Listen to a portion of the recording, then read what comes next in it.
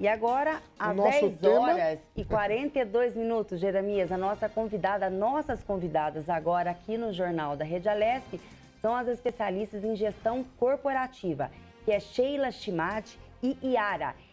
E vamos falar sobre empresas que mantêm um trabalho no modelo home office e que estão se preparando para imunizar os funcionários contra a Covid-19.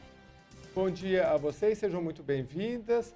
Eu queria iniciar perguntando se já existe uma estratégia por parte dos empresários para fazer uma vacinação de forma eficiente, mas fiquem à vontade aí para a gente poder falar desse tema do home office.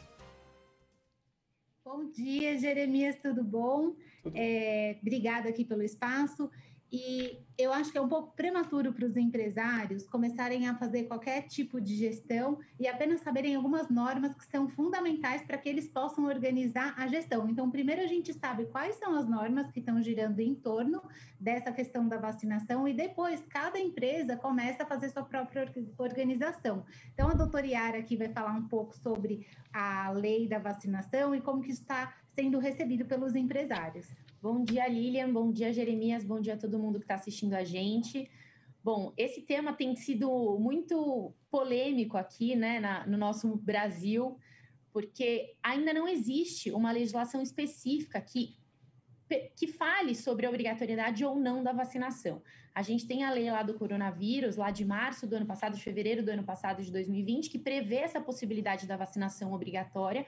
Mas agora que começou essa vacinação, ainda não existe um respaldo que justifique essa vacinação. Então, enquanto não existir uma lei que regulamente essa questão, que obrigue as pessoas a se vacinarem, ela continua sendo optativa, porque ninguém é obrigado a fazer nada, senão em virtude de lei. Então, embora seja uma preocupação muito relevante, muito justificável de todo empresário, e a gente pode, inclusive, orientar os nossos funcionários, os nossos empregados, os nossos colaboradores, os nossos parceiros a se vacinarem, a gente ainda não tem uma legislação, uma lei que respalde essa obrigatoriedade da vacinação. Exatamente. Só para contextualizar um pouco, né? A gente teve a lei do coronavírus do ano passado e esse ano especificamente a gente está com questões de julgamentos no STF de uma série de ADIs, uma série de ADPFs que estão regulamentando tanto a obrigatoriedade da vacina como isso será implantado. Então, a gente tem aí o julgamento da ADI 6586 e 6587, que eram duas ADIs propostas por partidos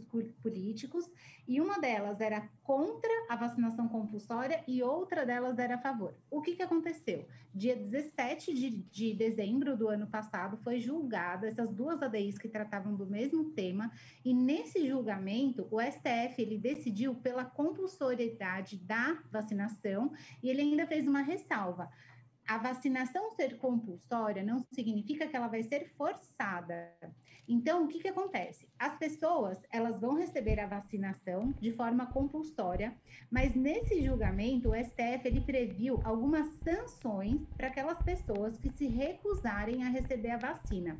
Então, dentro de uma gestão empresarial, a gente tem que analisar como que isso vem sendo aplicado. E aí, quando a doutora Yara ela fala que ainda não existe uma lei específica para isso, é exatamente sobre essa questão.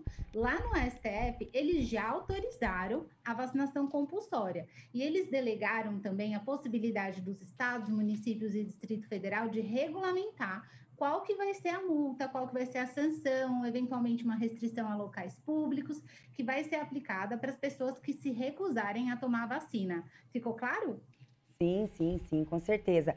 E, doutora Sheila, fala uma coisa pra gente. O funcionário que se negar a voltar com ordens expressas do empregado, ele tem esse direito, não sendo vacinado, e caso tenha sido, ele tem a obrigatoriedade de voltar dando uma justa causa aí de trabalho?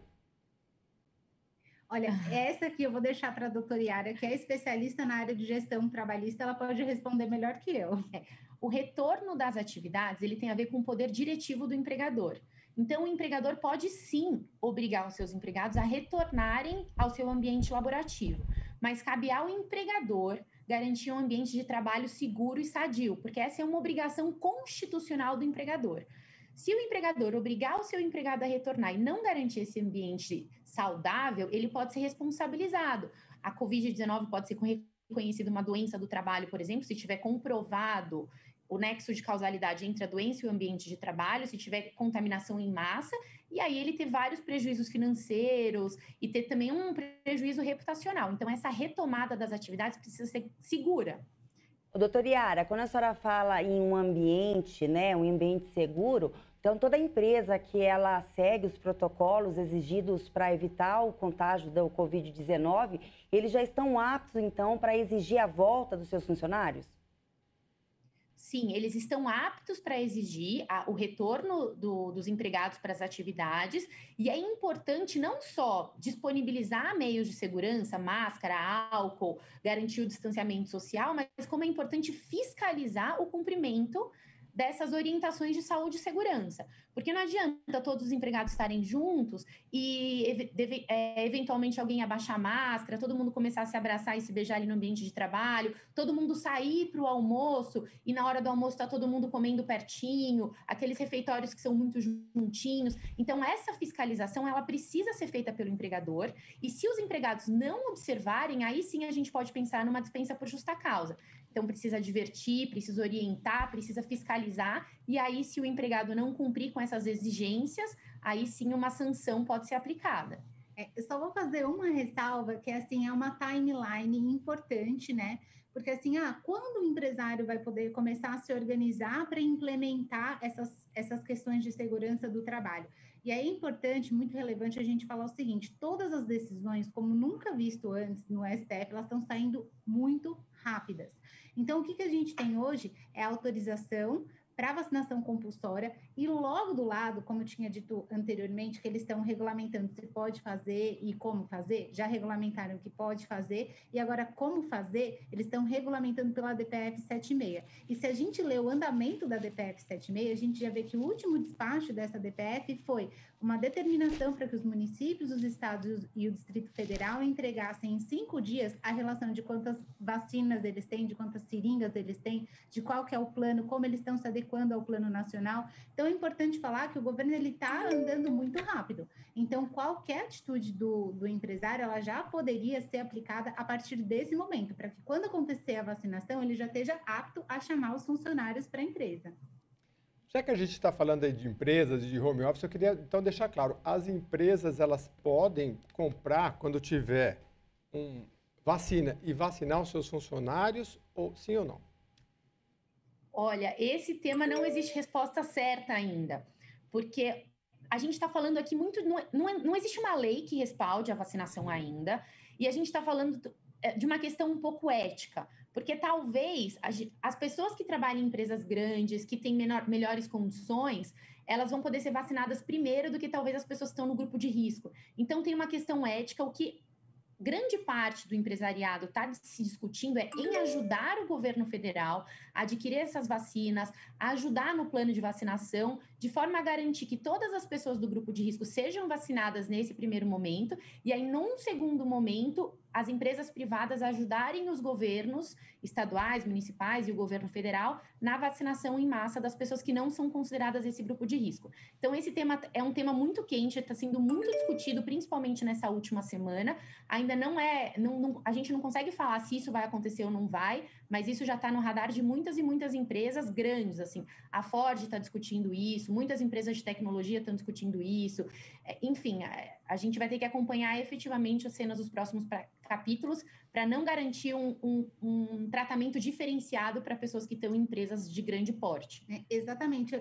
Eu acho que uma coisa interessante a se considerar é o seguinte: as decisões do STF, elas vêm sendo muito contrárias às manifestações do presidente da República nas redes sociais. Então, o posicionamento deles, ele está muito baseado no Henderson Furst, né, no parecer desse cientista, que diz o seguinte, que a gente tem a possibilidade de se recusar, mas deve-se haver uma conscientização de autonomia solidária. E o que seria essa autonomia solidária? A DPF, ela autorizou no plano de vacinação uma compra de 46 milhões de vacinas. A gente sabe que esse não é o número de toda a população brasileira. Então, uma ajuda, né, uma parceria dos empresários com o governo federal, ela seria muito bem vista. Perguntar assim, bom, mas como seria essa ajuda se existe uma omissão legal? Eu diria o seguinte: o governo ele falou que questões ideológicas, questões de preconceito, questões de interesse político não podem interferir na compra de vacinação. Então, por exemplo, se a vacina da China for comprovada segura aqui no Brasil e internacionalmente, não haverá qualquer restrição para a aplicação dessa vacina. O que a gente tem hoje nas decisões é a possibilidade, né, a autorização da compra da vacina da parceria da Sinovac com o Butantan, e essa sim, ela já está autorizada para ser comprada pelos estados, municípios e Distrito Federal. Então, se os empresários decidem ou optam, ou as grandes empresas, enfim, de qualquer porte, optam pela compra da vacina, o parecer seria, segue a mesma orientação do STF da compra da Sinovac com o Butantan. E aguarda para ver se as vacinas que vêm da China ou de qualquer outro lugar, elas têm essa autorização, tanto internacional como as autorizações sanitárias do Brasil. Então, esse seria o direcionamento. A senhora fala de autorização porque nós tivemos autorização emergencial. Então, não seria emergencial, é isso? A autorização que eu digo é a autorização sanitária para que a vacina entre no Brasil com critérios de segurança. Então, a gente está com uma omissão pela compra das vacinas. Então, agora eu falo assim, olha, eu tenho uma omissão, eu não sei se eu compro, eu não sei se eu não compro, não tem uma decisão específica sobre esse tema, o que eu devo fazer? A orientação é, segue a linha das decisões do STF, que diz, quando a vacina é validada como segura a nível internacional e a nível sanitário brasileiro, não existe vedação à compra dessa vacina, porque, de novo, questões políticas e ideológicas não vão interferir nesse tema. Mas as que já estão autorizadas para comprar, para serem distribuídas, são a da parceria da Sinovac com o Butantan. Então, se for possível comprar dessa vacina, seria melhor seguir a orientação do caminho do STF. Ficou claro, porque a Anvisa já autorizou não só a Sinovac, mas como a da Fiocruz também. Então, a empresa poderia comprar da Fiocruz também. Ou não? Também. O doutor, desculpa, porque em número de população, o Brasil hoje tem quase 245 milhões de habitantes, ou seja, a gente vai precisar de 500 milhões de doses. Você acha que só a Coronavac e a vacina da Fiocruz, ela consegue aí colocar e conseguir, aí, porque com quantas milhões de vacinas vão ter que ser produzidas mensais? A gente sabe que hoje o Butantan vai conseguir produzir 1 milhão de vacinas por mês. A 500 milhões para poder imunizar o Brasil é um período muito longo, né? E se a parceria privada entrasse para ajudar, para poder também financiar outros estudos, a senhora não acha que o resultado seria muito mais rápido? Inclusive, abriria também essa questão ética das empresas poderem ter vacinação em massa. Olha, eu concordo plenamente com você. Esse é um parecer totalmente pessoal. É um entendimento de que a solidariedade ela é um valor que vem sendo muito ressaltado durante todo esse período de pandemia.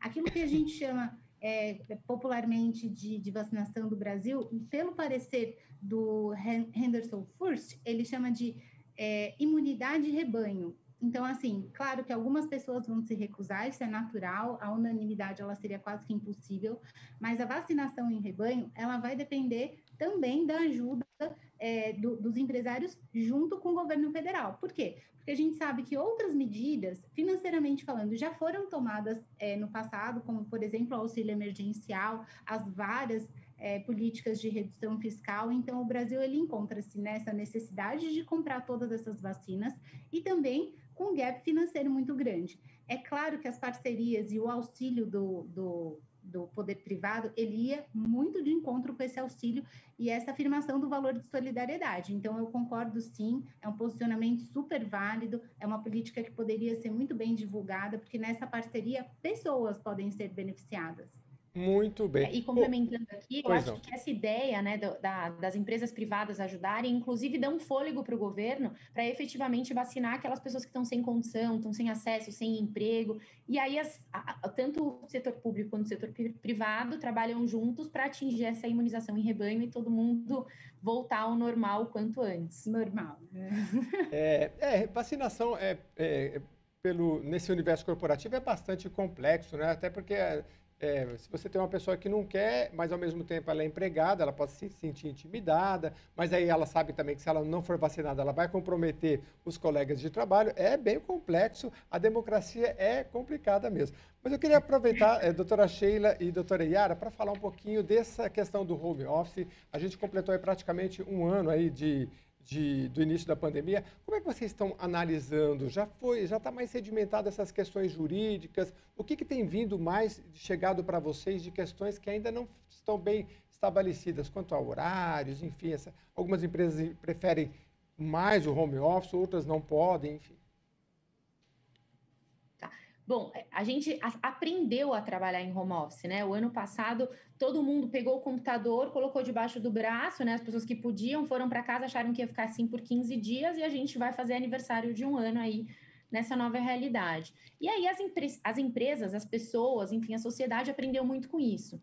E com isso, né, com essa evolução do home office, a gente já tem várias orientações do Ministério do Trabalho, do Ministério Público do Trabalho, o TST esse ano já deu uma cartilhazinha falando sobre o home office. O que a gente vê é que as empresas querem voltar, sim, para o trabalho, mas que o home office agora vai ser parte da rotina, aquele preconceito, né? O home office já vinha caminhando, mas ainda existiam muitos paradigmas a serem quebrados que foram quebrados de forma abrupta aí no ano passado, né? Então, isso já é uma realidade. A gente vê que muitas empresas de tecnologia já vão adotar o teletrabalho, né? O home office full-time durante todo o período, como uma realidade. Muitas empresas devolveram o seu ambiente corporativo, reduziram os espaços.